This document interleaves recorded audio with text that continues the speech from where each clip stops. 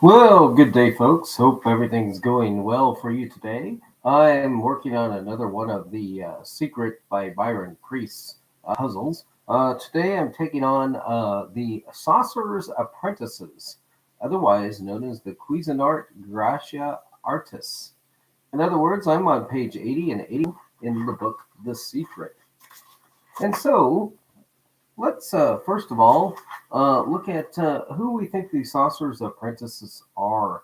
Well, in the text, it says Julia Child ballads. So I'm pretty sure that one of these is going to be Julia Child, and by gosh, looks like Joelle Ellen Trott did a wonderful job of creating a look-alike of Julia Child here. But the man, who's the man? The man's a little bit more difficult to figure out, but when they use the word bearded in her den, that just pretty much told us that we're looking at James Beard. That's right. The other Saucer's apprentice standing on the plate is James Beard. And it looks like both of them have spoons and spatulas and saucers and all kinds of stuff that would be found in the kitchen, as well as a bread box, if you will. So, yeah. Uh, so, somebody's mom cooked Chinese food with Julia. Oh, maybe that's how Julia Child learned how to cook, was because the Chinese food that somebody let her cook in the kitchen. Well, let's just start out by looking at Julia Caroline Child, also known as McWilliams, was her real name. So she's a cooking teacher, author, and television personality. She's recognized for bringing French cuisine to the American. She had a program called The French Chef in 1963. So let's see. She was born in Pasadena, California. So we've got another California connection here in Pasadena. Her father was John McWilliams Jr., a Princeton University graduate and prominent land manager. Land manager. Child's mother was Julia Carolyn Caro Weston, a paper company heiress. Oh, a paper company heiress. Oh, they mentioned cellophane in here earlier. Yeah, cellophane was, I think, invented by somebody at the DuPont company as a coating for paper. Probably the two aren't related, but the Weston was a daughter of Byron Curtis Weston, the Lieutenant Governor of Massachusetts. Ha! Lo and behold, another connection to Massachusetts. So, Child attended the Polytechnic School in Pasadena, and she went to the another school. At 6 feet 2 inches tall, she played tennis, golf, and basketball. She attended college at Smith College in Northampton. She wanted to be a novelist, but she joined the Office of Strategic Services instead in 1942 and became part of the U.S. Navy Waves.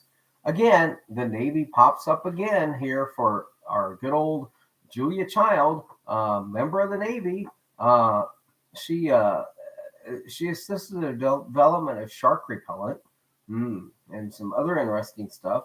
She was later posted in Kunming, China, and she received an emblem of meritorious service there.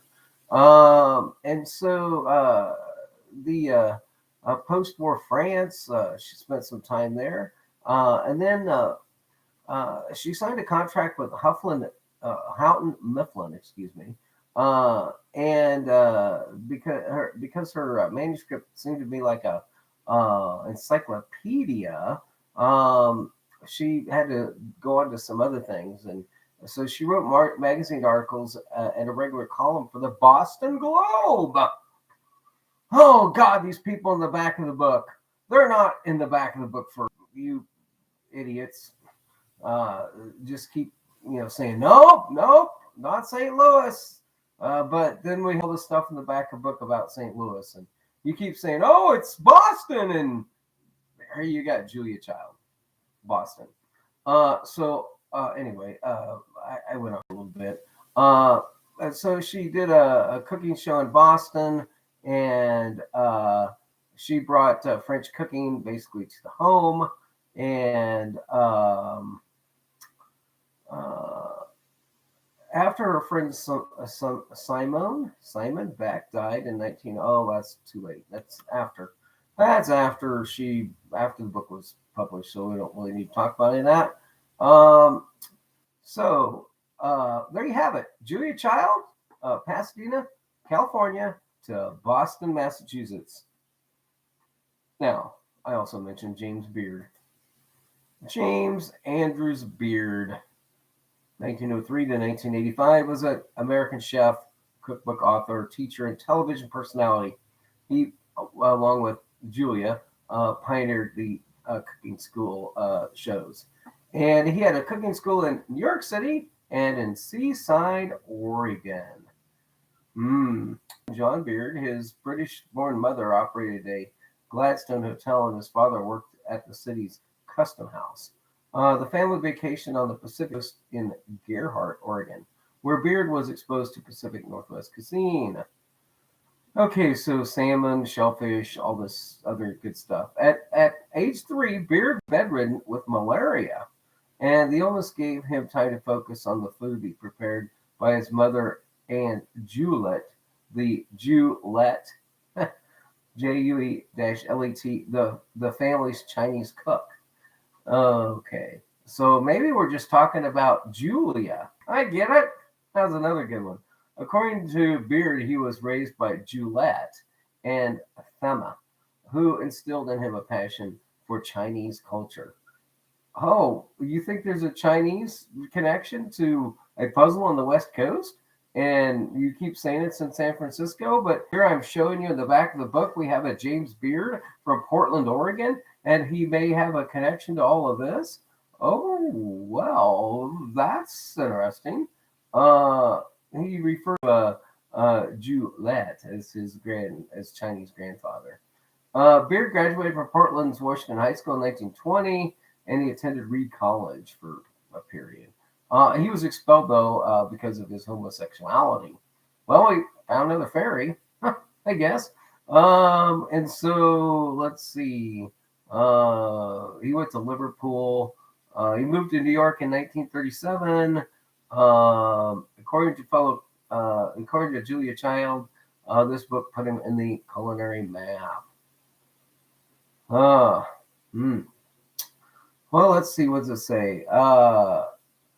Beard's earliest memory of food was in 1905 when he was 2 years old, and his memory recalled something about eating a Triscuit. So I don't know if the Triscuit, if that's an important part or not. So anyway, there we go. So one of the things that Beard was famous for making was the hors d'oeuvres. He was an hors d'oeuvre. So Beard renovated a brownstone at 167 West 12th Street in Greenwich Village.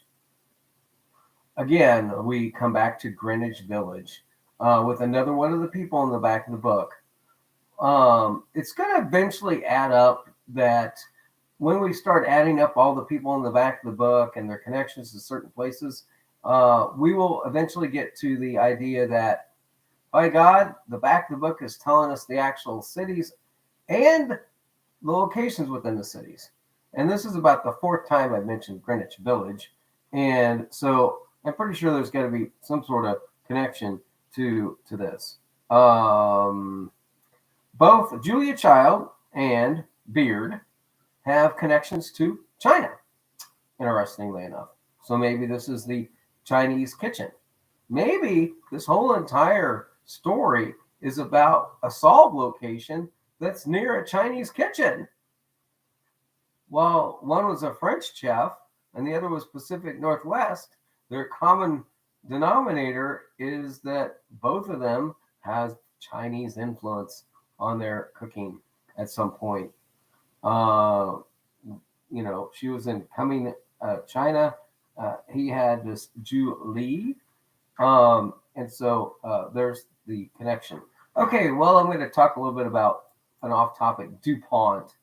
We're going to talk about the guy that invented gunpowder, and that's Pierre Samuel DuPont de Nemours. And the DuPont family, by the way, is just a very fascinating, interesting group of characters, if you will.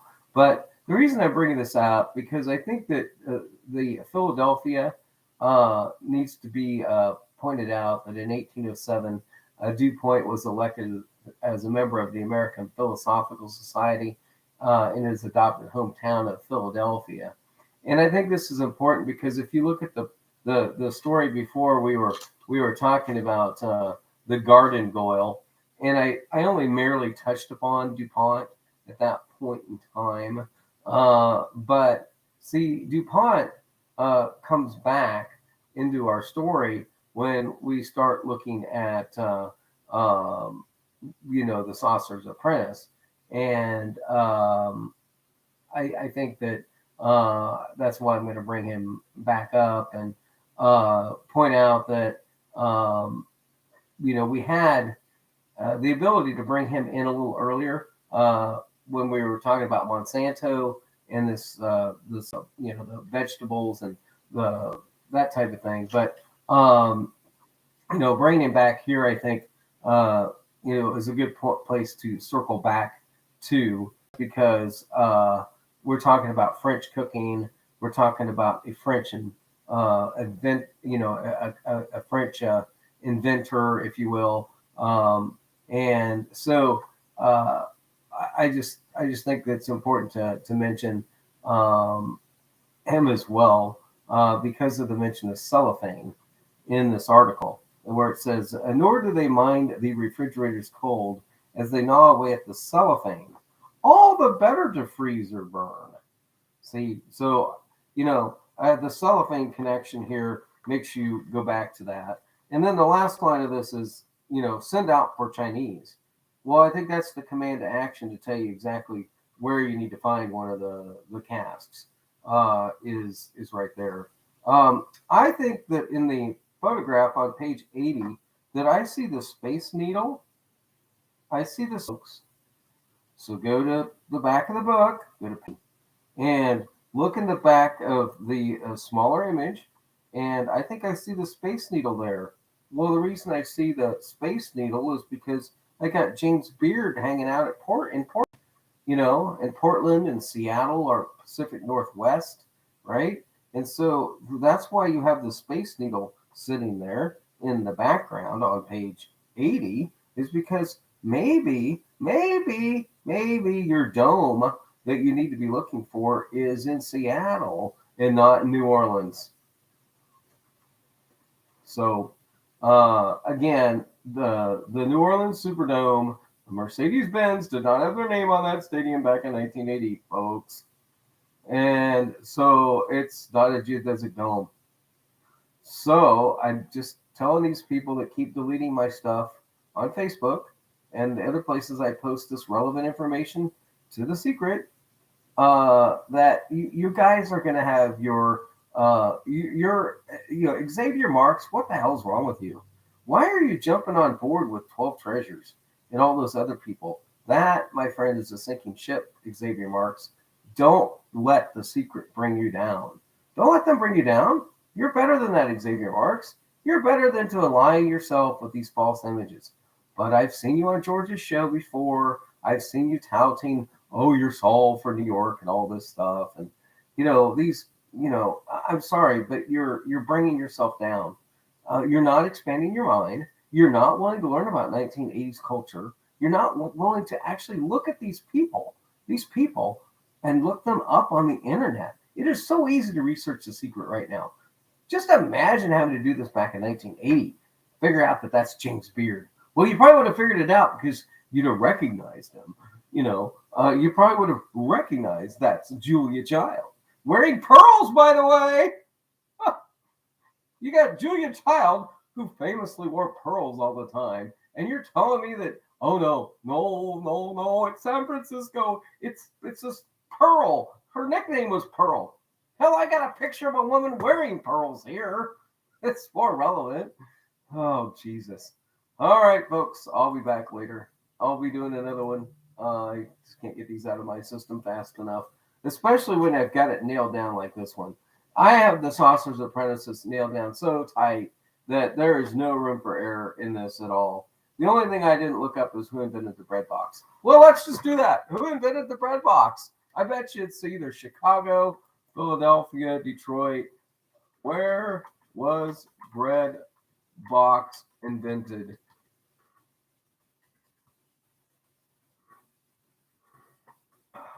Let's see.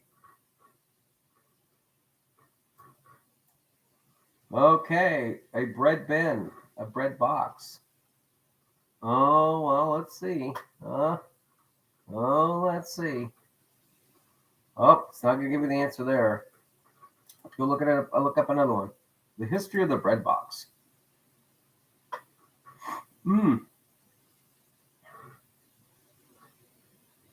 Oh, well, there's one in the Smithsonian. So Stanley Walter Krebs is given the credit for the bread box. Let's just see where he was. Uh, Edit, copy, and then paste that in the new link. And let's see what it says about him. Oh, well, it's just going to say who patented the box. It's not going to say where he patented it. But there's one in the Smithsonian. Um, well, darn it. I thought it'd be easier to find the answer to that question than originally. So I'm just going to waste too much time trying to find out who invented the bread box. But there's definitely one in that image. So probably another avenue of research is that bread box. But that Space Needle sitting in the background there seems pretty instructive to me. All right, folks, moving on. Going to do another one.